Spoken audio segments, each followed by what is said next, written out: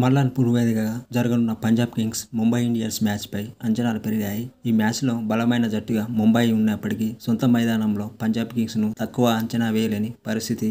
అయితే ఈ సీజన్లో ఆలస్యంగా గెలుపుబాట పట్టిన ముంబై ఇండియన్స్ 6 మ్యాచ్లు ఆడి కేవలం 2 మ్యాచ్ల్లో విజయాలతో 8వ స్థానంలో ఉంది. అయితే పంజాబ్ కింగ్స్ పై గెలిచి ప్లేఆఫ్ అవకాశాలను మెరుగుపరుచుకోవాలని ముంబై ఇండియన్స్ భావిస్తోంది. ఈ నేపథ్యంలో జట్టు కూర్పు గురించి ప్రత్యేక దృష్టి సాధించింది. గత 2 మ్యాచ్ల్లో అటర్ ఫ్లాప్ అయిన బౌలర్ ఆకాష్ మధ్వాల్ను తప్పించాలని భావిస్తోంది. అతడి స్థానంలో సచిన్ టెండూల్కర్ కొడుకు అర్జున్ టెండూల్కర్కు అవకాశం ఇవ్వాలని చూస్తోంది. అయితే ఆకాష్ తరహాలోనే అర్జున్ ఇంపాక్ట్ ప్లేయర్గా బరిలోకి దిగే ఛాన్స్ ఉంది.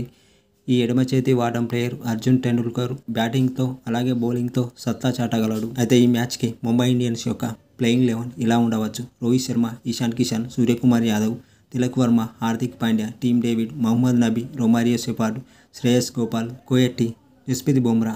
ఇంపాక్ట్ ప్లేయర్గా అర్జున్ టెండూల్కర్.